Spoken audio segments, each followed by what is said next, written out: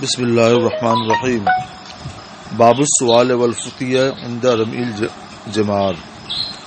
جمار یہ جمرہ کی جمع ہے.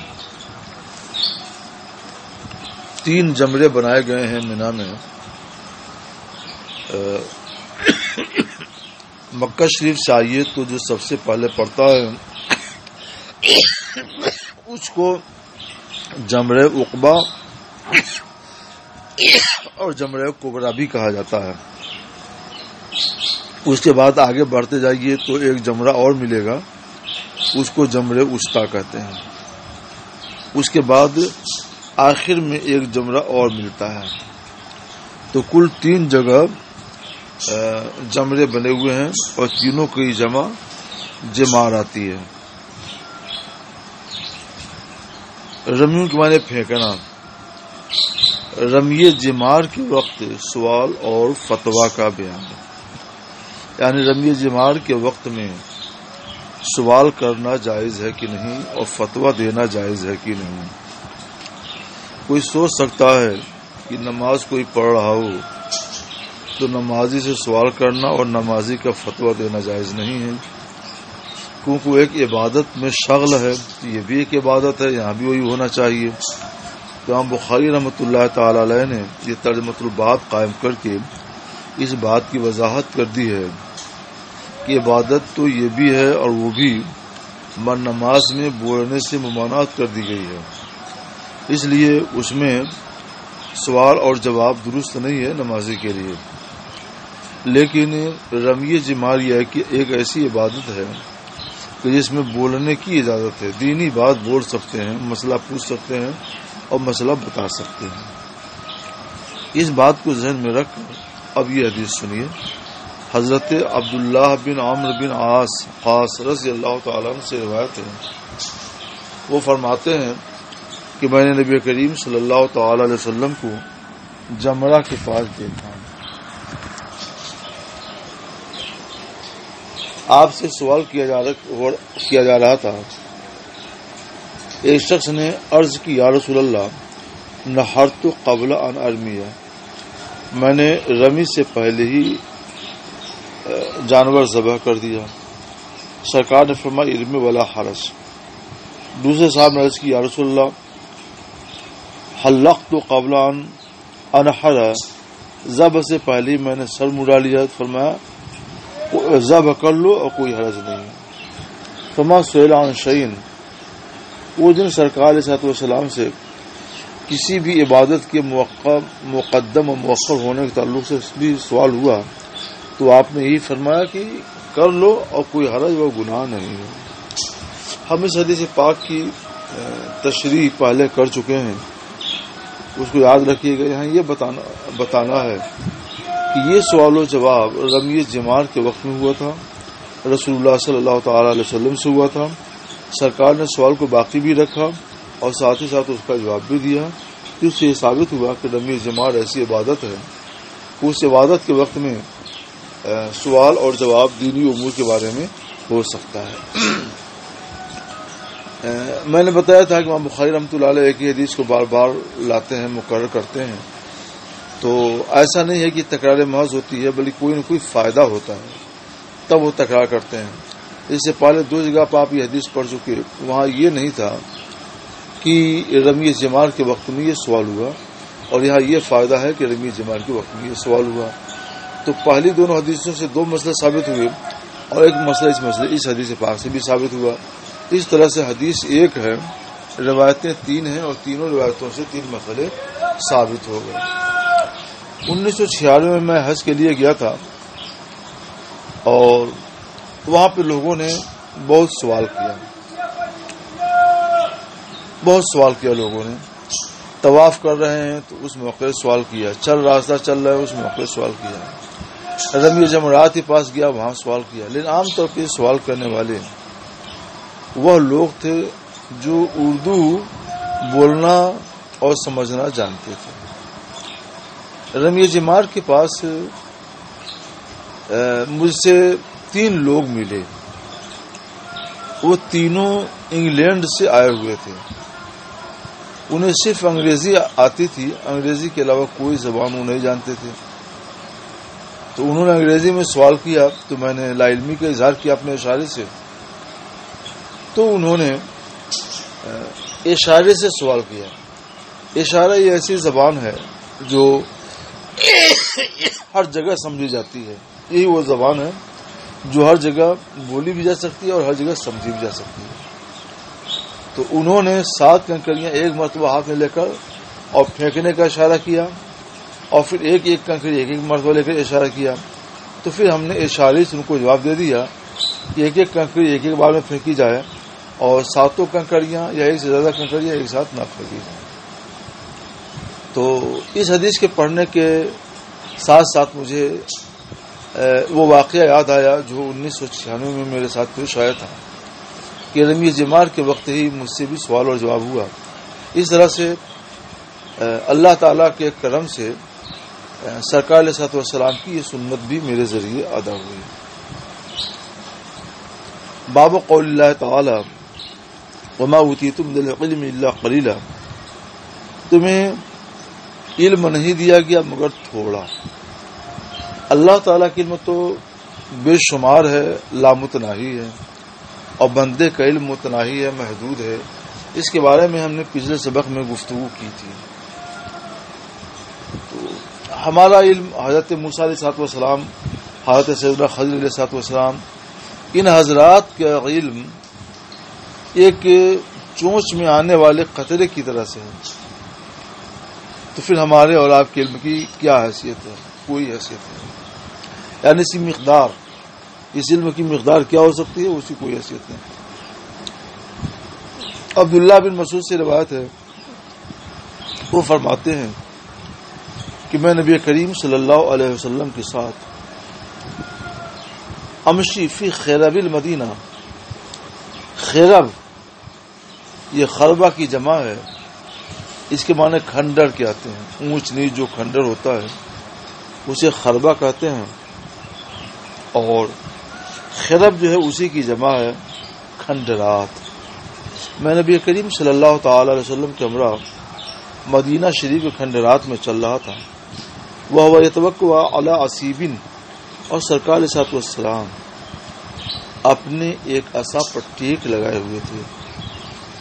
فمر بنفر من الیہود، آپ یہودیوں کے ایک گروہ کے پاس سے گزرے. اس سے پہلے میں بتا چکا ہوں کہ لفظ نفر کا اطلاق 3 سے لے کر 10 افراد پر ہوتا ہے. جماعت کے لیے بہت سے الفاظ وارد ہیں احادیث میں، کلام عربی میں. مثلا نفر ہے، بدعتن ہے، طائفتن ہے، وفد ہے. یہ مختلف الفاظ، اس طرح اور بھی الفاظ ہیں، مگر یہ سارے الفاظ الگ الگ جماعتوں کے لیے آتے ہیں. مثلا لفظ نفر یہ 3 سے لے کر 10 تک کی جماعت کو بولتے ہیں. وفد اس جماعت کو کہتے ہیں جو کسی قوم کا نمائندہ ہو کر بن کر کسی سربراہ قوم کے پاس جائے اور وہاں اپنی باتیں پیش کرے، وہ وفد ہوتا ہے. طائفہ کے اطلاق 40 آدمیوں تک لوگ ہوں تو ان کے اوپر طائفہ کا اطلاق ہوتا ہے. بدعہ کے بارے میں گزر چکا ہے کہ 2 سے لے کر کے 10 تک پر اس کا اطلاق ہوتا ہے.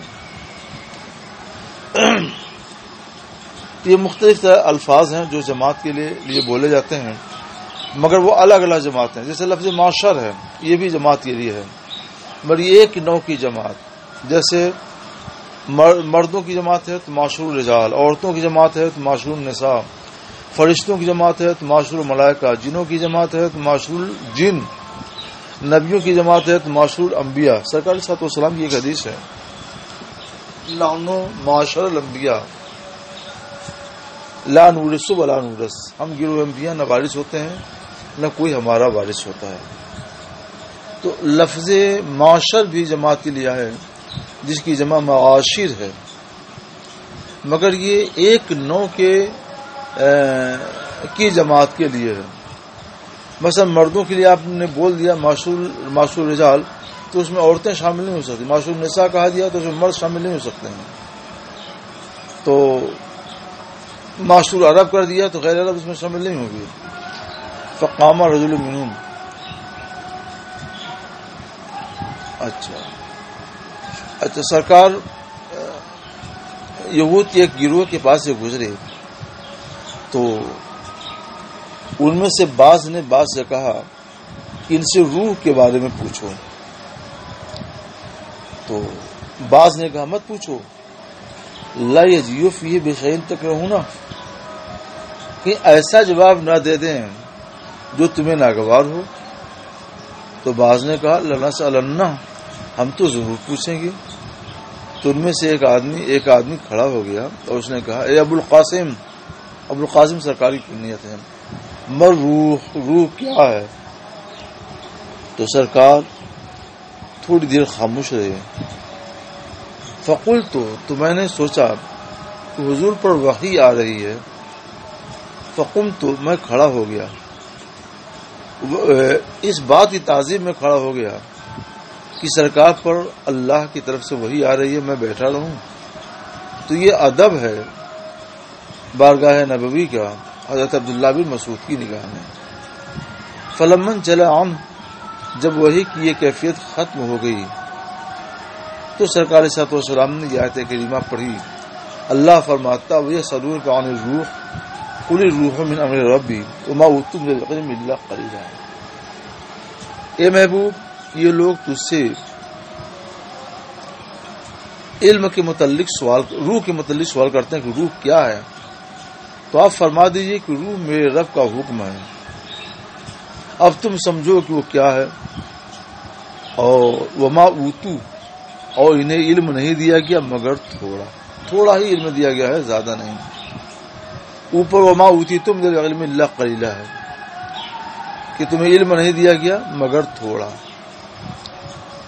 تو اس لیے تم لوگ اپنے علم پر نازا مت ہو. یہ علم بارے ناپیدا کنار ہے. یہ مت سمجھو کہ تم نے تورات میں کچھ پڑھ لیا تو پھر بہت بڑے باہلعلوم بن گئے، ایسا نہیں.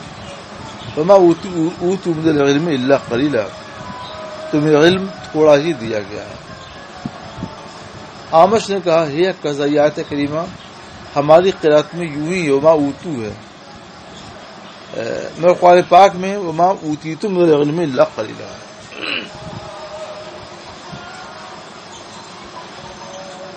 باب، یہ بڑا اہم باب آ رہا ہے، اسے آپ لوگ بہت غور سے سنیں اور اس کو ہمیشہ کے لیے، زندگی بھر کے لیے یاد کر لیں.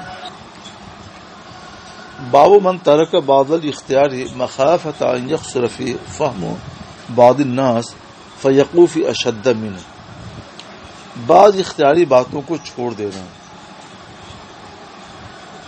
کہ جو چیز مختار ہے اور مستحب ہے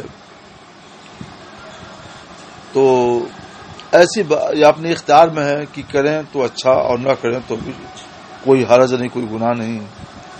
تو بعض ایسی اختیاری باتوں کو چھوڑ دینا مناسب ہے، اس اندیشے کی وجہ سے کہ کہیں بعض لوگوں کی سمجھ قاصر ہو تو وہ لوگ اس سے سخت تر بلا میں مبتلا ہو جائیں. کہ مثلا قرآن پاک کی قراءت ہے، عام طور پہ بروایت حفظ اپنے ہاں قراءت جاری ہے. اب اگر کسی نے نماز میں عوام الناس کے سامنے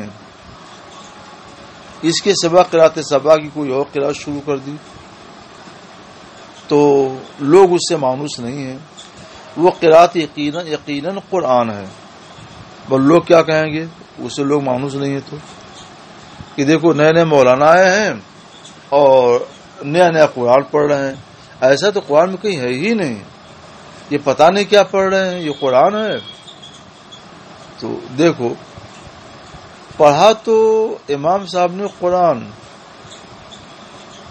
مگر عوام الناس نے لا علمی کی وجہ سے اس کی قرآنیت کا انکار کر دیا. یہ بات ان کی اختیار کی تھی کہ چاہیں تو قراءت بروایت حفظ کریں یا دوسری قرات کرے. یہ ان کی اختیاری بات تھی، مگر انہوں نے اپنے اختیار سے ایسی قرات اختیار کر لی، پسند کر لی کہ لوگ سخت تر بلا میں مبتلا ہو گئے کہ قرآن کی قرآنیت کا ہی انکار کر دیا. تو یہ فی اشد منہ ہو گیا. تو یہاں ایک اختیاری بات کو چھوڑ دینا کوئی بڑی بات تو نہیں ہے، لیکن لوگوں کا ایک سخت تر بلا میں مبتلا ہو جانا یہ بہت بڑی بات ہے. اس لیے شریعت کا مسئلہ یہی ہے کہ کوئی اختیاری بات ہو، مستحب بات ہو، مناسب بات ہو، اور یہ اندیشہ ہو کہ یہ بات لوگوں کی سمجھ میں نہیں آئے گی، تو وہ بات چھوڑ دی جائے، نہ بیان کی جائے، نہیں تو لوگ اس سے سخت تر بلا میں مبتلا ہو جائیں.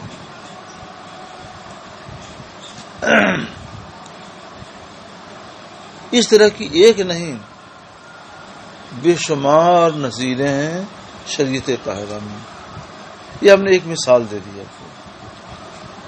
آپ جانتے ہیں کہ جس وقت سورج طلوع ہو رہا ہو تو اس وقت نماز پڑھنا ناجائز ہے، لیکن علماء فرماتے ہیں کہ کوئی اسی وقت عوام میں سے کوئی شخص اسی وقت مسجد پہنچا نماز پڑھنے کے لیے، اگر سورج طلوع ہو رہا تو منع مت کرو. منع کرو گے تو وہ کیا کہے گا جاہل کہ دیکھو مولانا ہے اور یہ نماز سے روک رہے ہیں، اور وہ 10 جگہ جا کر کہے گا، پھر وہ 10 لوگ سینکڑوں جگہوں پہ اس کو پہنچا دیں گے کہ مولانا جو نماز سے روک رہے ہیں، مولانا نماز سے روک رہے ہیں.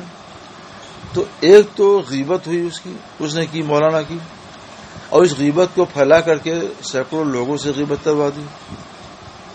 تو یہ غیبت تو بہت سخت ہوئی. دوسرے یہ کہ اس وقت نماز ناجائز اس لیے آپ نے منع کیا، اور یہ کہہ کر یہ بتانا چاہتا ہے نماز تو شریعت میں صحیح ہے، شریعت نے نماز پڑھنے کا حکم دیا ہے. تو ایک مسئلہ شرعیہ کو اس نے انکار بھی کر دیا جو حدیث صحیح سے ثابت ہے. تو یہ یقع فی اشد منہ کی مثال ہو گئی، اس لیے ممنوع ہے. آج آپ نے سنا ہوگا کہ ایک مسئلہ چل رہا ہے سوشل میڈیا پر. حضرت سیدہ فاطمہ زہرا رضی اللہ تعالی عنہا کے تعلق سے ہم اس بحث میں نہیں پڑھ رہے ہیں کہ اس میں تحقیق کیا ہے. مجھے معلوم ہے کیا تحقیق ہے، مگر یہ سبق اس سے کچھ بیگانہ ہو جائے گا. ہم اتنی بات سے بتاتے ہیں جس کا تعلق اس سبق سے ہے کہ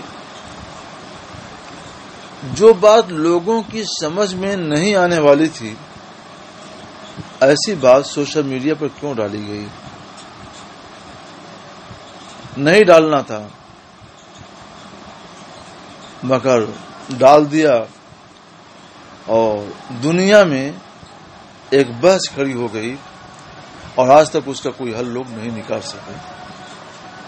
حل تھا نکال لیتے تو کوئی بات نہیں تھی، مگر اس کا حل بھی نہیں نکال سکے اور بات بھی کہہ دی گئی.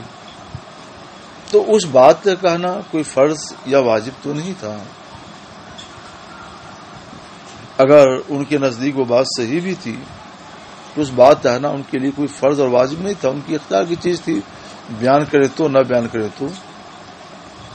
مگر مخافت یقصر فیہم فہم بعض الناس فیقوف اشد منہ، تو پایا جا رہا ہے مخافہ نہیں بلکہ واقعہ ہے یہاں پر کہ بے شمار لوگوں کے دل مجروح ہوئے، انہوں نے اس کا انکار کیا.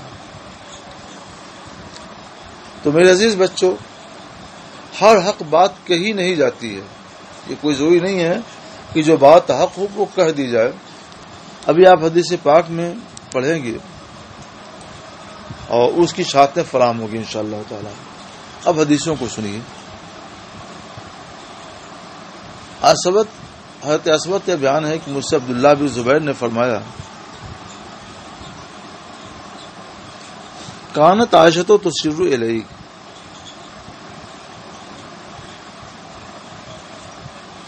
حضرت عائشہ صدیقہ رضی اللہ تعالی عنہا تم سے بہت زیادہ راز کی باتیں بتایا کرتی تھیں، سرن چپکے چپکے کچھ بتایا کرتی تھیں. فما حدثت کا فی الکعبہ، تو کعبہ کے تعلق سے انہوں نے کیا بتایا؟ میں نے عرض کی، انہوں نے مجھ سے یہ فرمایا، انہیں قالت لی، مجھ سے یہ فرمایا کہ نبی کریم صلی اللہ تعالی علیہ وسلم نے فرمایا، اے عائشہ، لولا ان قوم کی حدیث و حدیم، اگر تیری قوم یعنی قریش کا زمانہ جدید نہ ہوتا، یعنی نو مسلم نہ ہوتے، تو لنقضت الکعبہ، تو میں کعبہ کو ڈھا دیتا، فجعلت لها بابین، اور میں اس کے دو دروازے بناتا، یعنی کعبہ بھی بناتا تعمیر کے ذریعے، دو دروازے کرتا بناتا، ایک دروازے سے لوگ داخل ہوتے اور دوسرے دروازے سے لوگ نکلتے. ففعلوا ابن الزبیر، تو عبداللہ بن زبیر رضی اللہ تعالیٰ عنہ نے اپنی خلافت زمانے میں ایسا ہی کیا. سرکار کیا بتانا چاہتے ہیں کہ تمہاری قوم ابھی نو مسلم ہے، ان تک اسلام کے سارے احکام پہنچے نہیں ہیں، اس لیے میں کعبہ شریف کو اس کی اصل بنیادوں پر بنانے سے بچ رہا ہوں. واقعہ یہ تھا کہ قریش نے کعبہ شریف کی تعمیر جدید کی، تو ان کے پاس خرچہ کم تھا، تو زیادہ حصے پر تو کعبہ شریف تعمیر کر دیا، اور کچھ حصہ خرچہ نہ ہونے کی وجہ سے انہوں نے چھوڑ دیا. اسی چھوڑے ہوئے حصے کو حتیم کہا جاتا ہے. تو سرکار صلی اللہ علیہ وسلم یہ چاہتے تھے کہ کعبہ شریف کو اس کی پرانی بنیادوں پر، حضرت سیدنا ابراہیم خلیل اللہ علیہ الصلوۃ والسلام کی نیو پر، بنیاد پر اس کی تعبیر مکمل کریں. اور فرمایا کہ تمہاری قوم قریش نو مسلم ہیں، اگر ہم ابھی ایسا کرتے ہیں تو اس کے لیے کعبہ شریف کو منہدم کر کے تعمیر جدید کرنی پڑے گی. تو لوگ کہیں دیکھو یہ کعبہ شریف ہی کو ڈھا دیے اور اتنا بڑا کام کر دیا. یعنی یہ مانے کعبہ شریف کو ڈھانا جائز نہیں ہے، حالانکہ تعمیر جدید کے لیے اور بنیان خلیل اللہ پر اس کی تکمیل کے لیے یہ انہدام جائز ہوتا ہے. یہ بات اختیاری تھی، سرکار کریں نہ کریں، تو لوگوں کے فتنے میں پڑنے کے اندیشے سے سرکار علیہ السلام نے اس کو چھوڑ دیا. اب باب بدل رہا ہے، مگر اس باب میں بھی کچھ اسی سے متعلق مضامین آ رہے ہیں. باب من خص بالعلم قوما دون قوم کراہیت اللہ یفہموا، ایک قوم کو علم کے ساتھ خاص کیا، یعنی علم کی بات بتائی اور دوسرے لوگوں کو چھوڑ دیا. اس بات کو ناگوار سمجھنے کی وجہ سے کہ کہیں وہ لوگ سمجھ نہ پائیں، تو جو سمجھدار ہیں ان سے بیان کیا، اور جو سمجھدار نہیں ہیں تو ان سے نہیں بیان کیا، کیونکہ سمجھدار نہیں ہیں، سمجھیں گے نہیں، تو الٹا پتلا مطلب سمجھیں گے اور اس کے بعد اعتراض کریں گے. وقال علی رضی اللہ تعالیٰ، حضرت علی رضی اللہ تعالیٰ فرماتے ہیں، حدث الناس بما یعرفون، یعنی کلم الناس بما یفہمون، بما یعرفون بما یفہمون، لوگوں سے وہی بات کرو جو لوگ سمجھتے ہیں. یہیں سے بات کہی گئی ہے، کلم الناس علی قدر عقولہم، لوگوں سے ان کی عقل کا اندازہ کر کے گفتگو کرو، کہ جتنی بات ان کے دماغ میں آ سکتی ہے، سمجھ سکتے ہیں، بس اتنی بات، اس سے زیادہ نہیں. اتحبون ان یکذب اللہ تعالی، کیا تمہیں یہ محبوب ہے کہ اللہ اور اس کے رسول کو جھٹلایا جائے؟ یہ پسند نہیں کسی کو، کیونکہ یہ سرکار نے کیوں فرمایا؟ اس لیے کہ تم جب ایسی بات بولو گے جو لوگ نہ سمجھ سکے، لوگوں کی سمجھ سے بالا تر ہو، تو اور وہ بات اللہ و رسول کے متعلق ہو، بات صحیح ہو، تو وہ جھٹلا دیں گے.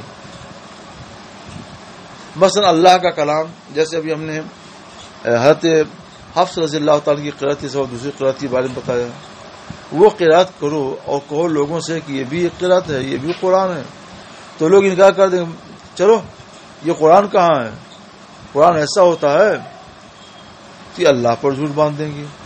رسول اللہ کی کوئی حدیث پڑھی گئی، آپ نے پڑھ کے سنا دی عوام کو، اور وہ حدیث ایسی تھی جو ان کی دماغ سے باہر تھی، دماغ سے حقوق کو گزر رہی تھی، تو کہا دیں گے ایسی بھی کوئی حدیث ہوتی ہے؟ غلط سلط حدیث بیان کرتے ہوئے آ کر کے نئے مولوی ہو، تو اب رسول اللہ کی تہذیب کر دیں گے.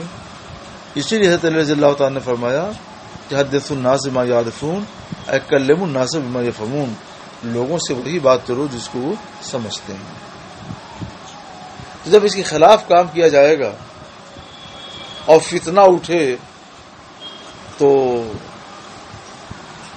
خود آدمی کو احساس کرنا چاہیے کہ اس میں کہیں سے نہ کہیں سے کچھ بھول ہماری بھی ہے.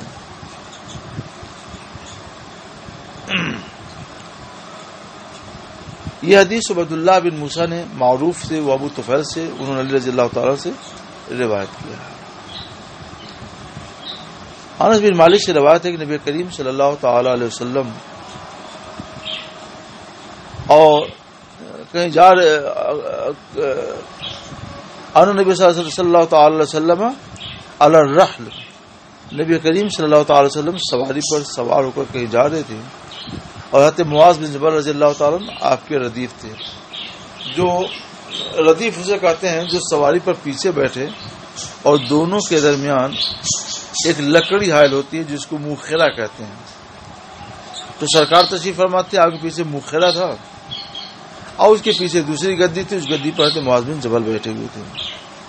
جیسے آج کل بائک ہے، موٹر سائیکل، اس پر لوگ بیٹھتے ہیں، مگر بائک میں کیا ہوتا ہے کہ دو گدیوں کے بیچ میں موخرہ نہیں ہوتا ہے، کوئی لکڑی یا اس طرح کوئی چیز حائل نہیں ہوتی ہے جو دونوں کے درمیان فصل پیدا کرے. یہ آج کی تہذیب ہے. کل کی تہذیب یہ تھی کہ نہیں، کچھ رہنا چاہیے تاکہ دونوں ایک دوسرے سے ہٹ نہ جائیں. ہم بائک پر بیٹھتے ہیں پیچھے تو اپنے آگے کوئی پرس یا کوئی فائل وغیرہ رکھ لیتے ہیں جو مخرہ کا کام کرے، اور ایسا ہی سب کو کرنا چاہیے. یہ سنت ہے سرکار صلی اللہ علیہ وسلم کی، حضرت معاذ بن جبل کی. تو حضور نے فرمایا اے معاذ بن جبل، تو عرض کی لبیک یا رسول اللہ وسعدیک، سرکار چل رہے ہیں. پھر حضور کہتے اے معاذ، تو انہوں نے کہا لبیک یا رسول اللہ وسعدیک، یعنی یا رسول اللہ میں تو حاضر ہوں، اطاعت کے لیے حاضر ہوں. سرکار نے کچھ دیر بعد تیسری مرتبہ فرمایا اے معاذ، تو کہتے ہیں لبیک یا رسول اللہ وسعدیک، سرکار میں حاضر ہوں. 3 بار سرکار نے فرمایا. یہ سوال انہوں نے کیوں فرمایا؟ متوجہ کرنے کے لیے کہ معاذ تم میری باتوں کو سننے کے لیے اچھی طرح سے متوجہ ہو جاؤ. اب سرکار نے فرمایا ما من احد یشہد، کوئی شخص نہیں جو اس بات کی شہادت دے کہ اللہ کے سوا کوئی معبود نہیں اور بے شک محمد صلی اللہ تعالی علیہ وسلم اللہ کے رسول ہیں، اپنے صدق دل سے یہ کلمہ پڑھے تو اللہ تعالیٰ اسے جہنم پر حرام کر دے گا. یعنی وہ جہنم میں جائے گا بلکہ وہ جنت میں جائے گا. کہ سچے دل سے جس نے اشہد ان لا الہ الا اللہ و اشہد ان محمد رسول اللہ پڑھ لیا تو اللہ تعالیٰ اسے جنت میں بھیج دے گا، جہنم کو حرام فرما دے گا. تو یہ بڑی اہم بات تھی. اور اس کی معاذ بن جبل نے یا رسول اللہ افلا اخبر بہ الناس، کیا میں لوگوں کو اس کی خبر نہ دے دوں؟ فیستبشرون، تو انہیں بشارت ہو جائے. فرمائے ایسن یہ تکیلو، تب تو وہ لوگ اسی پر تکیہ کر بیٹھیں گے، بھروسہ کر بیٹھیں گے کہ جب لا الہ الا اللہ اشہد ان لا الہ الا اللہ پڑھ لینے سے، کلمہ شہادت پڑھ لینے سے جہنم حرام ہو جاتی ہے اور جنت کے ہم لوگ حقدار ہو جاتے ہیں، تو نماز کیوں پڑھیں، روزہ کیوں رکھیں، حج کیوں کریں، زکوٰۃ کیوں دیں، تلاوت کیوں پڑھیں، درود کیوں پڑھیں، اور گناہوں سے کیوں بچیں. یہ ہمارے لیے سرٹیفکیٹ کافی ہے کہ کلمہ پڑھ لیں سیدھے جنت میں چلے جائیں. تو سرکار فرمایا کہ اذن یہ تکلو، تب تو لوگ بھروسہ کر لیں گے. مطلب یہ ہے کہ اس کو بیان نہ کرنا، مگر ایک مسئلہ یہ ہے کہ یہ علم کی بڑی اہم بات تھی، وہ بیان نہیں کرتے تو اس علم سے لوگ محروم رہ جاتے ہیں۔ تو حضرت معاذ بن جبل نے کتمان علم سے بچنے کے لیے کیا بہتر تدبیر اپنائی ہے کہ لوگوں تک یہ حدیث پہنچ بھی جائے، کتمان علم کا گناہ بھی نہ ہو۔ تو ہم بخاری رحمۃ اللہ علیہ فرماتے ہیں اخبرہ بیا معاذ نے اس حدیث کی خبر دی عند موتی، اپنے وصال کے وقت، اپنے جب دنیا سے جانا تھا تو اس وقت انہوں نے یہ حدیث پڑھ کر سنا دی لوگوں کو تاکہ لوگوں تک یہ بات پہنچ جائے۔ انہوں نے ایسا کیوں کیا؟ تعصماً، گناہ سے بچنے کے لیے۔ اسم کے معنی گناہ آتے ہیں۔ تعصم باب تفاعل کا مصدر ہے، اس کی ایک خاصیت ہے تجنب، یعنی گناہ سے بچنا، ماخذ سے بچنا۔ تو تعصم اجتناب الاسم، وہی گناہ سے بچنا، گناہ سے بچنے کے لیے۔ چونکہ کتمان علم حرام ہے اور گناہ ہے، اس گناہ سے بچنے کے لیے انہوں نے اخیر وقت میں، وقت وصال میں یہ حدیث پڑھ کر سنا دی تاکہ لوگوں تک علم پہنچ جائے۔ پھر وہی حدیث دوبارہ آ رہی، سمعت انس قال ذکر لی ان النبی صلی اللہ تعالی وسلم قال لمعاذ من لقي الله لا يشرك به شيئا دخل الجنہ قال افل الا ابشر به الناس قال لا۔ اوپر والی حدیث میں لا نہیں، اس میں لا بھی ہے۔ انی اخاف ان یتقوا، یہ بشارت مت دینا کیونکہ مجھے اندیشہ ہے کہ لوگ کہیں اسی کے اوپر تکیہ نہ کر بیٹھیں اور پھر تمام اعمال صالحہ چھوڑ دیں۔ میرے بچوں، عزیز طلبہ، غور کرو، کلمہ شہادت سے اور کلمہ طیبہ سے بڑھ کر صداقت کیا ہے دنیا میں؟ یہ سب سے بڑی صداقت ہے کہ اللہ کے سوا کوئی معبود نہیں، وہ ایک معبود ہے۔ یہ سب سے بڑی صداقت ہے کہ محمد صلی اللہ تعالی وسلم اللہ کے رسول ہیں، مگر سرکار نے اس کو بھی بیان کرنے سے منع کر دیا کہ رکو، مت بیان کرو۔ تو پتہ چلا کہ ہر حق بات کہنے کی نہیں ہوتی۔ اب ہم جو ہے یہ حدیث تقریروں میں سنائیں، سوشل میڈیا پر نشر کریں، سرکار نے فرمایا ہے، تو کیا یہ بات ہمارے لیے مناسب ہوگی؟ نہیں، اس لیے مناسب نہیں ہوگی کہ مصلحت کے خلاف ہوئی ہے۔ تو اس لیے علماء کرام کی خدمت میں یہ گزارش ہے، انہیں اس بات کا لحاظ رکھنا چاہیے کہ دین کی باتیں سوشل میڈیا پر لائیں جس سے قوم کو ہدایت ہو، فائدہ ہو، ایسی بات جو ان کی عقلوں سے باہر ہو، ان کے فہم سے باہر ہو، تو ایسی بات ان کے سامنے نہ لائیں، اور لوگ اس کا انکار کریں، ان باتوں کا انکار کریں گے، اور یہ بے جا عمل ہے۔ لہذا ہر ایسی بات سے بچنا چاہیے۔ بعد الحیاء فی العلم، علم میں حیا کرنے کا بیان۔ حضرت مجاہد کہتے ہیں کہ لا یتعلم العلم مستحین، کوئی حیا کرنے والا علم نہیں سیکھ سکتا، اور کوئی متکبر بھی علم نہیں سیکھ سکتا۔ حیا کرنے والا اس لیے نہیں سیکھے گا کہ علم آتا ہے دوسروں سے پوچھنے سے، دوسروں کے پاس پڑھنے سے، وہ نہ دوسروں کے پاس پڑھنے جائے گا نہ دوسروں سے پوچھے گا حیا کی وجہ سے، لہٰذا علم نہیں جائے گا۔ اور متکبر کیوں نہیں؟ وہ اپنے کو خود اتنا بڑا سمجھتا ہے کہ دوسرے کی طرف رجوع کرنا اور دوسرے کو اپنا استاد بنانا اس کے ہاں بارے گرا ہوتا ہے۔ حضرت عائشہ صدیقہ رضی اللہ تعالیٰ عنہ فرماتی ہیں کہ انصار کی عورتیں کتنی اچھی عورتیں ہیں کہ حیا ان کے فقیہ فی الدین ہونے سے مانے نہیں ہیں۔ وہ سرکار کی بارگاہ میں حاضر ہوتی ہیں اور دین کی فقہ حاصل کرتی ہیں۔ ایک حدیث ذکر کرنے امام بخاری رحمۃ اللہ علیہ ام سلمہ سے روایت فرماتی ہیں، ام سلیم رسول اللہ کی بارگاہ میں آئیں، یہ بڑی دانشمند خاتون تھیں۔ تاریخ اسلام میں ان کی دانشمندی کے واقعات درج ہیں۔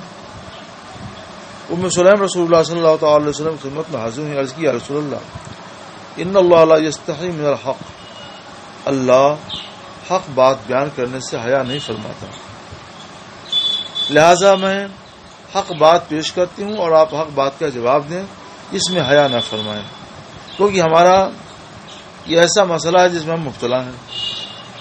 اب سوال کیا انہوں نے اس تمہید کی بات، فہل علی المرأۃ من غسل، کیا عورت پر غسل فرض ہے؟ اعلیٰ آتا الزام کے لیے، وجوب کے لیے، فرضیت کے لیے، کیا عورت پر غسل فرض ہے اذا احتلمت، جب اسے احتلام ہو جائے؟ تو نبی کریم صلی اللہ تعالی علیہ وسلم نے فرمایا اذا رأت الماء، جب پانی دیکھے، آنکھ کھلی اور دیکھا کہ کپڑے میں پانی لگا ہوا ہے تو یقین ہوگا کہ واقعی اس کو احتلام ہو گیا ہے، تو اب وہ غسل کرے۔ اور خواب تو دیکھا کہ احتلام ہو گیا، مگر جب آنکھ کھلی تو کپڑے پر اسی کوئی علامت نہیں ہے، تو اس کے اوپر غسل نہیں، کیونکہ وہ خواب پریشاں ہے، خواب صحیح نہیں ہے۔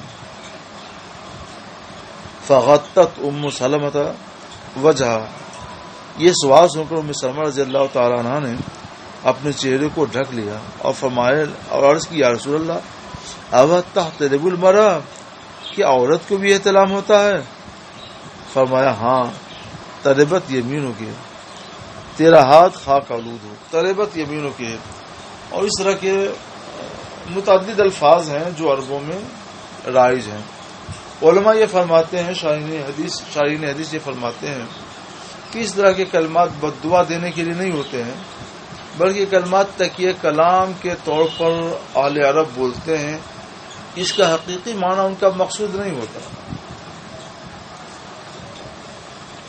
جیسے کچھ لوگوں کا تکیہ کلام ہوتا ہے، بات کریں گے، کوئی چھوٹے سے بات کریں گے اور اس نے کوئی بات کی کرے، الو ہو، بولہا ہو، تو کیا مطلب؟ بولہا کا مطلب ہوتا ہے پاگل، اور الو ایک بیوقوف پرندے کا نام ہے، تو اس کا حقیقی معنی مقصود ہوتا ہے؟ نہیں، چاہے بولہا کا ہے چاہے الو کا ہے، حقیقی معنی نہیں مقصود ہوتا ہے، بلکہ ان کے ایک تکیہ کلام ہے، اس سے زیادہ اسی کوئی حیثیت نہیں۔ امام عینی رحمۃ اللہ تعالی علیہ نے اس مقام پر اس طرح کے الفاظ کے تعلق سے بڑی نفیس گفتگو کی ہے، اور آخر میں یہ فیصلہ سنایا ہے کہ مخاطب اگر صالحین سے ہے تو وہ کلمہ دعا ہے، اور مخاطب اگر صالحین سے نہیں اشرار میں سے ہے تو وہ کلمہ بد دعا ہے۔ لیکن سرکار کے لیے بد دعا کا لفظ بھی نہیں بولا جائے گا، تو یہ کہا جائے گا کہ وہ دعا، وہ کلمہ اپنے حقیقی مفہوم پر ہوگا۔ تو یہ بات انہوں نے کہی ہے، مگر سرکار صلی اللہ علیہ وسلم جو بات تکیہ کلام کے طور پر فرمائیں اس کو حقیقت پر محمول نہ کرنا ہی مناسب ہے۔ تو تربت یمینوں کے، تیرا ہاتھ خاک آلود ہو، فبما یشبہھا ولدھا، اس کی اولاد عورت کے مشابہ، ماں کے مشابہ کیسے ہوتی ہے؟ اس کے احتلام، اس کے پانی ہے، تو اسی وجہ سے تو دوسری حدیث میں سرکار صلی اللہ علیہ وسلم نے فرمایا ہے کہ عورت کا پانی سبقت کرتا ہے مرد کے پانی پر تو بچہ ماں کے مشابہ ہوتا ہے، اور اس کے برخلاف ہو تو بچہ باپ کے مشابہ ہوتا ہے۔ تو احتلام کا مطلب یہی ہے کہ پانی کا نکل جانا، فاضل پانی کا نکل جانا، تو سرکار صلی اللہ علیہ وسلم نے یہ فرمایا۔ یہاں ایک بات آپ سوچ سکتے ہیں کہ حضرت عائشہ صدیقہ رضی اللہ تعالی عنہا نے حیرت کے ساتھ یہ سوال کیوں پوچھا اور منہ کیوں ڈھکا؟ چونکہ سوال بات جو ہے حیا کی تھی، اس لیے انہوں نے حیا کر لیا، چہرے کو رکھ لیا۔ حیرت سے سوال اس لیے پوچھا کہ اللہ تعالیٰ نے نبی کریم صلی اللہ تعالی وسلم کو بھی احتلام سے محفوظ رکھا ہے، اور آپ کے ازواج طاہرات کو بھی احتلام سے محفوظ رکھا ہے، کیونکہ احتلام میں شیطانی دخل ہوتا ہے، شیطانی وسوسہ ہوتا ہے، اور شیطانی وسوسے سے سرکار صلی اللہ علیہ وسلم بھی پاک ہیں اور آپ کے ازواج طاہرات بھی پاک ہیں۔ عبداللہ بن عمر سے روایت ہے کہ رسول اللہ صلی اللہ تعالی وسلم نے فرمایا ان من الشجر شجرتن، ابھی وہی حدیث ہے جو اس سے پہلے آپ 2 بار پڑھ چکے ہیں۔ البتہ اس حدیث کے آخر میں ایک جملہ ہے جو آپ نے پڑھا نہیں تھا، لیکن میں نے اپنے طور پر اس کو بتا دیا تھا کہ حضرت عمر نے جب یہ سنا کہ حضرت عمر فاروق اعظم نے جب یہ سنا کہ عبداللہ کو اس کا جواب معلوم تھا مگر صغیر السن ہونے کی وجہ سے بیان نہیں کیا، تو انہوں نے فرمایا کہ لأن تکون قلتها، تم نے یہ بات کہہ دی ہوتی تو یہ میرے لیے اس بات سے زیادہ محبوب تر ہوتی کہ مجھے یہ مال ملے اور یہ مال ملے، یعنی سرخ اونٹ وغیرہ ملے، اس سے زیادہ محبوب اور پسندیدہ یہ بات ہوتی کہ تم یہ جواب پیش کرتے تو میرا دل باغ باغ ہو جاتا، میرے چھوٹے بچے نے صحیح جواب دیا۔ باب من استحیا فامر غیرہ بالسؤال، جس کو خود سوال کرنے سے حیا آئی تو دوسرے کو دیا کہ جاؤ تم سوال کرو اور مسئلہ پوچھو۔ محمد بن حنفیہ رضی اللہ تعالیٰ عنہ یہ علی رضی اللہ تعالیٰ عنہ کے صاحبزادے ہیں، جو سیدہ فاطمہ زہرا کے علاوہ سے ہیں۔ محمد بن حنفیہ روایت کرتے ہیں علی بن ابی طالب رضی اللہ تعالیٰ عنہ سے، اور وہ فرماتے ہیں کنت رجلا مزاء، میں ایک ایسا آدمی تھا جسے مزی بہت آتی تھی، تو میں نے مقداد بن اسود کو حکم دیا کہ وہ نبی کریم صلی اللہ تعالی علیہ وسلم سے اس کا مسئلہ پوچھیں، تو سرکار نے فرمایا فی الوضو، اس میں وضو ہے، یعنی غسل نہیں ہے بلکہ اس میں وضو ہے۔ تو مزی کیا چیز ہے اسے آپ لوگ پڑھ چکے ہیں، بال شریعت میں بھی پڑھ لیجیے گا۔ باب ذکر العلم والفتیہ فی المسجد، مسجد میں علم کا ذکر اور فتوے کا ذکر یہ درست ہے۔ مسجد ہے ذکر الہی کے لیے، اور علم اور فتیہ کا ذکر بھی ذکر الہی ہے۔ عبداللہ بن عمر سے روایت ہے کہ ان رجلا قام، ایک شخص مسجد میں کھڑا ہو گیا، عرض کی یا رسول اللہ من این تأمرنا ان نحل، آپ ہمیں کہاں سے حکم دیتے ہیں احرام باندھنے کا؟ نحل احلال سے، احلال کے معنی احرام باندھنا، احرام نہ کر کے احلال کا سرکار نے وہ سائل لے، تو اس کی وجہ کیا ہے؟ اصل میں احلال کے معنی آتے ہیں آواز بلند کرنا، اور جب احرام باندھا جاتا ہے تو حکم یہ ہے کہ احرام کی نیت کرنے کے بعد 3 مرتبہ بلند آواز سے پڑھا جائے لبیک اللہم لبیک لبیک لا شریک لک لبیک ان الحمد والنعمت لک والملک لا شریک لک، 3 مرتبہ بلند آواز سے۔ تو چونکہ احرام کی نیت کے بعد بلند آواز سے تلبیہ پڑھا جاتا ہے، اس لیے اس کو احلال کہا جاتا ہے۔ ہلال کو ہلال کیوں کہتے ہیں؟ پہلے دن کے چاند کو، اس لیے جب لوگ چاند دیکھتے کہتے ہیں وہ دیکھو وہ چاند چاند چاند، تو عرب میں بھی بات تھی، اس لیے اس کو ہلال کہنے لگی۔ تو اس طرح سے اور بھی الفاظ ہیں، وہاں ان کا لغوی معنی ملحوظ ہوتا ہے۔ تو رسول اللہ صلی اللہ تعالی علیہ وسلم نے فرمایا اہل مدینہ ذوالحلیفہ سے احرام باندھیں، اہل شام جوفہ سے احرام باندھیں، اہل نجد قرن المنازل، قرن سے یعنی قرن المنازل سے احرام باندھیں۔ اور ابن عمر فرماتے ہیں وَيَزْعُمُونَ، اور لوگ یہ کہتے ہیں کہ رسول اللہ صلی اللہ تعالی علیہ وسلم نے یہ بھی فرمایا کہ اہل یمن یلملم سے احرام باندھیں۔ یلملم ایک پہاڑ ہے جو جدہ سے یہاں سے ہندوستان سے جائیے تو جدہ سے کچھ پہلے یلملم پڑتا ہے۔ ہم لوگوں کی میقات بھی یلملم ہے، جس جگہ سے احرام باندھا جائے اس جگہ کو میقات کہا جاتا ہے، اور یہ کل 5 میقات ہیں۔ اہل مدینہ کے لیے ذوالحلیفہ، اہل شام کے لیے جوفہ، اہل نجد کے لیے قرن المنازل، اور اہل یمن کے لیے یلملم، اور ایک اور ہے جو یہاں موجود نہیں ہے۔ کان ان کو میقات کہتے ہیں۔ ابن عمر رضی اللہ تعالیٰ عنہ فرمایا کرتے تھے، نے فرمایا کہ لم افقہ حاضی من رسول اللہ صلی اللہ تعالی وسلم، یہ جو آخری والا جملہ ہے جو لوگوں نے مجھ سے بیان کیا، یہ جملہ میں نے رسول اللہ سے نہیں سمجھا، نہیں حاصل کیا، یعنی لم افقہ معنی لم اسمع۔ بخاری شریف کی ایک روایت میں، غالباً کتاب الحج کی روایت میں لم افقہ کی جگہ پہ لم اسمع ہے، اور حدیث کی ایک روایت دوسری روایت کی تشریح کرتی ہے، اس لیے سمجھ میں آیا کہ لم افقہ جب لم اسمع کے معنی میں ہے تو علماء کیا ہوگا کہ میں نے یہ بات جو لوگوں نے بیان کی مجھ سے، خود رسول اللہ صلی اللہ تعالیٰ علیہ وسلم سے بات میں نے نہیں سنی ہے، لیکن جب لوگ بیان کرتے ہیں، اور لوگ کون ہیں؟ وہ سبھی صحابہ ہی ہیں، اور صحابہ سب کے سب عادل ہیں، تو یہ بات صحیح ہے، اسی لیے انہوں نے روایت بھی کیا، اور اسی لیے امام بخاری رحمۃ اللہ علیہ نے اس کو قبول بھی کر لیا۔ بابو من اجاب السائل باکثر مما سأل، سوال سے زیادہ سائل کو جواب دینا، سائل نے جتنا سوال کیا اس سے زیادہ جواب۔ کبھی زیادہ جواب دینے میں فوائد ہوں یا فائدہ ہو تو زیادہ جواب بھی دینا چاہیے اور دے سکتے ہیں۔ ابن عمر سے روایت ہے کہ نبی کریم صلی اللہ تعالی علیہ وسلم سے کنا رجل سالہ کہ ایک شخص نے رسول اللہ صلی اللہ تعالی علیہ وسلم سے پوچھا ما یلبس المحرم،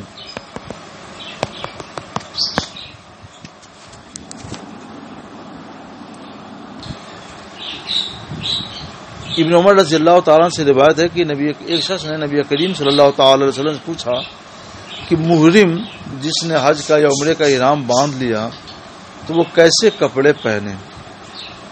تو سرکار نے فرمایا لا یلبس القمیص، قمیص نہ پہنے، امامہ نہ باندھے، پاجامہ نہ پہنے، اور بڑی اور ٹوپی نہ پہنے، ولا ثوبن، اور ایسا کپڑا بھی نہ پہنے کہ مس الزعفران والمس والورس والزعفران، جو جس میں ورس خوشبودار گھاس ہے، اور یہ گھاس صرف یمن میں پائی جاتی ہے، یمن کے علاوہ دنیا میں کہیں نہیں پائی جاتی۔ زعفران تو اپنے یہاں بھی ہے، جس میں زعفران یا ورس کی خوشبو لگی ہو۔ فعلم مزید نالین، اگر نالین نہ پائے تو موزے پہن لیں اور دونوں موزوں کو ٹخنوں کے نیچے تک کاٹ دیں۔ یہاں پر ہم تھوڑی تشریح کریں گے۔ سائل نے پوچھا تھا کیا پہنے، اور سرکار نے فرمایا کہ یہ چیز نہ پہنے۔ ایسا کیوں؟ وہ اس وجہ سے کہ جو چیزیں پہننی ممنوع ہیں وہ مختصر ہیں، بہت کم ہیں، تو سرکار نے بتایا کہ اتنی چیزیں نہ پہنے، اور باقی دنیا میں جتنی چیزیں پائی جاتی ہیں سب پہن سکتا ہے۔ الاصل فی الاشیاء الاباحہ، اصل اشیاء میں اباحت ہے، لہذا وہ پہن سکتا ہے۔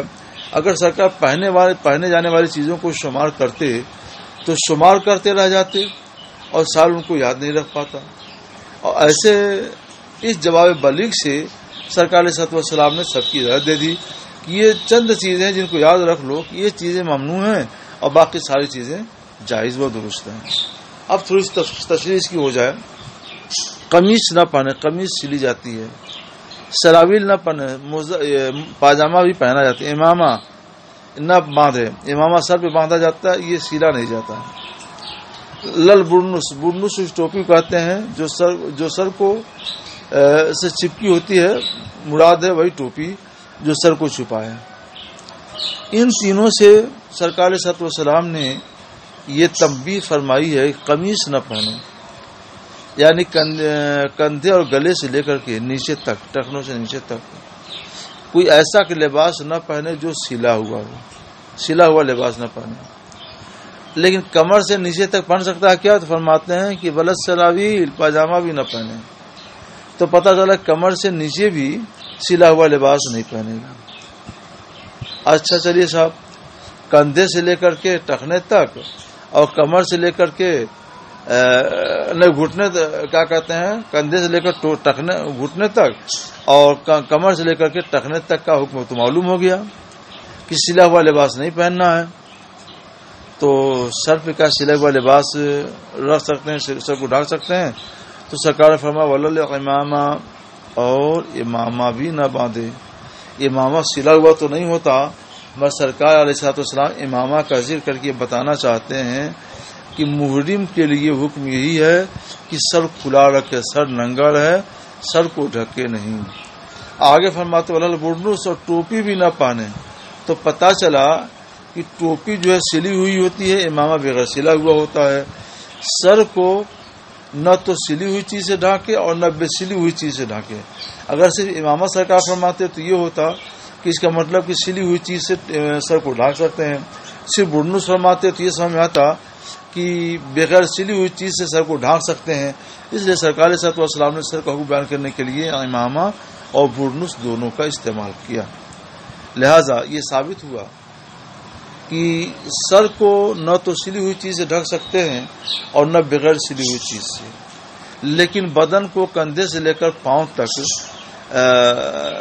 بغیر سلی ہوئی چیز سے ڈھک سکتے ہیں۔ لہذا ایک چادر اوڑھ لے کندھے سے لے کر کے ایسی جو بے سلی ہوئی ہو، اور ایک چادر پہن لے لنگی کے طور پر جو کمر سے لے کر ٹخنے سے اوپر تک ہو۔ تو یہاں سرکار نے بے سلے ہوئے کا ذکر نہیں کیا، صرف سلے ہوئے کا ذکر کیا ہے۔ تو اب تک دو مسئلے معلوم ہوئے۔ ایک مسئلہ تو یہ معلوم ہوا کہ سر پر سر کو چھپایا نہ جائے، نہ سلی ہوئی چیز سے نہ بے سلی ہوئی چیز سے۔ دوسرا مسئلہ یہ معلوم ہوا کہ کندھے سے لے کر کے ٹخنے سے اوپر تک کی جو جگہیں ہیں، اس بدن کے حصے کو سلی ہوئی چیز سے نہ ڈھکے اور بے سلی ہوئی چیز یعنی چادر سے، سادہ چادر سے ڈھک سکتا ہے۔ یہ دو چیزیں ممنوع ہوں گی۔ تیسری چیز سنو، ولا ثوبا مسہ الورس والزعفران، اور ایسا کپڑا بھی نہ استعمال کرے، یعنی بے سلی چادر تو استعمال کر سکتا، ثوب سے مراد یہاں پر سلا ہوا نہیں، بے سلا ہوا، اور بے سلا ہوا کپڑا بھی ایسا نہ استعمال کرے جس میں خوشبودار گھاس یا زعفران کی خوشبو لگائی گئی ہو۔ اس زمانے میں یہ خوشبو عام طور پہ دستیاب تھی، سرکار نے اس کا ذکر کیا ہے، ورنہ مراد ہے مطلقاً طیب اور خوشبو کی۔ محرم جو ہے، چونکہ سوال ہے محرم کیا پہنے، سرکار نے فرمایا محرم یہ نہ کرے، یہ نہ کرے، یہ نہ کرے، اسی میں یہ بھی ہے کہ اپنے کپڑے میں ورس اور زعفران کی خوشبو نہ لگائے۔ مطلب یہ ہے کہ ورس اور زعفران کہہ کر سرکار صلی اللہ علیہ وسلم نے مطلقاً خوشبو سے ممانعت فرما دی کہ کوئی خوشبو نہ استعمال کرے۔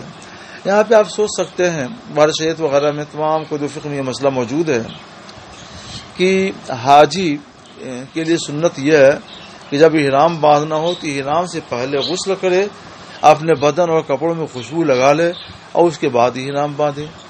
تو سرکار نے ممانعت کیوں فرما دی؟ پہلے تو باندھ سکتے ہیں نا، پہلے تو خوشبو لگا سکتے ہیں نا، تو ممانعت فرمائی سرکار صلی اللہ علیہ وسلم نے؟ تو اس کا جواب یہ ہے، جس طرح میں نے ابھی اشارہ کیا کہ سائل نے پوچھا تھا کہ محرم کیا پہنے، اور سرکار نے کیا فرمایا کہ محرم یہ چیزیں نہ پہنے نہ استعمال کرے۔ تو چونکہ گفتگو محرم کے بارے میں ہے، تو جس نے احرام باندھ لیا ہے، تو اس کا مطلب کیا ہوا اس جواب کا کہ احرام باندھنے کے بعد یہ خوشبو وہ نہ لگائے، نہ ورس کی خوشبو لگائے، نہ زعفران کی خوشبو لگائے، نہ کوئی اور خوشبو لگائے۔ یہ ہو گیا۔ تو جناب والا یہ بھی بات ہو گئی۔ اب بدن کا ایک حصہ باقی رہ گیا، ٹخنے سے لے کر کے پورا قدم، تو یہ تو کھلا رہے گا کہ نہیں؟ تو کھلا رہے تو بہت اچھا، لیکن اس میں چلنے میں زحمت ہوگی، اس لیے پاؤں میں کچھ پہن لینے کی اجازت ہے کہ نالین پہلے۔ نالین جو ہے، جیسے پہلے ناگرا ٹائپ کا جوتا آتا تھا، اس ناگرا ٹائپ کے جوتے کو نالین کر سکتے ہیں، یا اس زمانے میں جیسے ہوائی چپلیں آتی ہیں، یا ہوائی چپلوں کی طرح سے چمڑے کی چپلیں آتی ہیں جو کچھ لوگ پہنتے ہیں، تو اس میں کیا ہوتا ہے کہ قدم کے اوپر جو ابھری ہوئی ہڈی ہے وہ نہیں چھپتی ہے۔ تو سرکار صلی اللہ علیہ وسلم کے نالین کا نقشہ آپ نے دیکھا ہوگا جو مہاراجہ شریف موجود ہے، جو اعلیٰ علی رما کی تحقیق کے مطابق سرکار صلی اللہ علیہ وسلم کی نالین ہے، تو وہ جو اس میں وہ نالین شریف ایسے ہی ہے کہ اس کو پہننے سے قدم کی ابھری ہوئی ہڈی نہیں چھپتی ہے، تو نالین انہیں کو بولتے تھے۔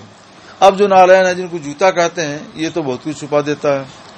تو فَإِلَّمْ يَجِدْ نالین کا سرکار نے فرمایا کہ پہننے کے لیے نالین پہن لے، لیکن اگر نالین نہ پائے تو خفین، موزے پہن لے۔ خف جو ہے چمڑے کے موزے کو کہتے ہیں، اور چمڑے کے موزہ ٹخنوں کو بھی ڈھک لیتا ہے، اس لیے سرکار نے فرمایا کہ وَلْيَقْطَعْهُمَا، چمڑے کا موزہ پہنے یوں کہ پہلے دونوں کو کاٹ دے، یہاں تک کہ وہ دونوں ٹخنے کے نیچے ہیں۔ یہاں پہ کاف سے مراد جو ہے پاؤں کی ابھری ہوئی ہڈی ہے، قدم کی، تو قدم کی ابھری ہوئی ہڈی سے نیچے ہو جائیں تب خفین کو پہنے، اور کوشش یہ کرے کہ نالین مل جائے تو نالین ہی پہنے۔ اس زمانے میں نہ نالین اور نہ خفین، سیدھے ہوائی چپل کی اجازت ہے، ہوائی چپل پہن کر کے جائے اور اسی کو استعمال کرے، نہ جوتا نہ کچھ اور۔ جناب والا یہاں تک آج کا سبق مکمل ہو گیا، اور کل سے انشاءاللہ تعالی کتاب الوضو۔